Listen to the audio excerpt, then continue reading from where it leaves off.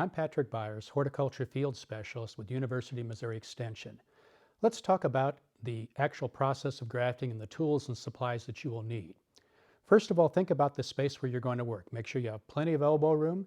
Make sure that it's an area where you're not going to be seeing interference from other people, etc., because you'll be using knives and you want to be safe. Secondly, make sure that you have a first aid kit close at hand. Even experienced grafters occasionally will nick their fingers and you may need to put a Band-Aid on to help with that. Make sure it's a surface that you can disinfect and sanitize. And for example, we have a tray here, and using alcohol, it's a good practice to sanitize the area so that you keep the area clean during the grafting process.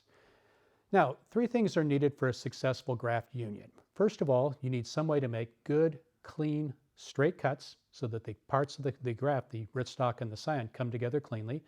Secondly, you need a way to stabilize the graft union until the healing process is complete. And third, you need a way to keep that surface from drying out during the healing process. Let's talk first about the tools that you might use to make the graft. Traditionally, we use knives. Here's an example of a grafting knife. You would just disinfect it before using.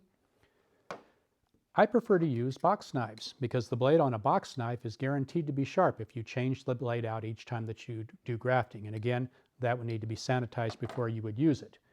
And then we have what's called the Omega grafting tool, and this can really up the percentage of success with grafting. So inside the Omega grafting tool is a blade that actually makes the cut on the rootstock and scion. And you can see this blade right here. I have it in front of me here. You can see how it's shaped. It makes a corresponding cut on the rootstock and scion. You get a good tight fit between the two parts.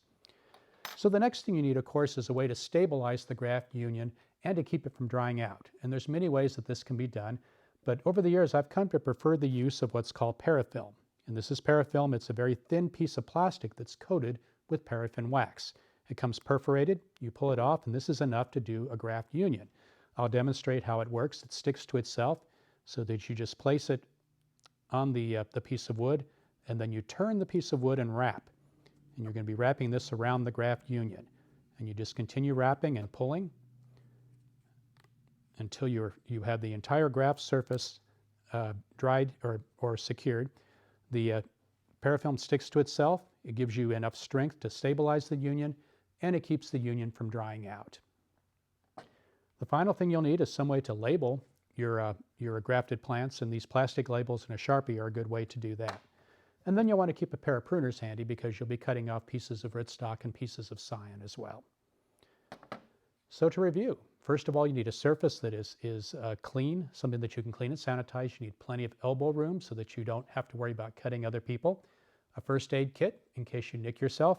And then the tools that you'll need. You'll need some way to make good sharp cuts, a knife, a box knife, or even the Omega grafting tool. And then a way to secure the graft union and keep it from drying out. And parafilm works great for that.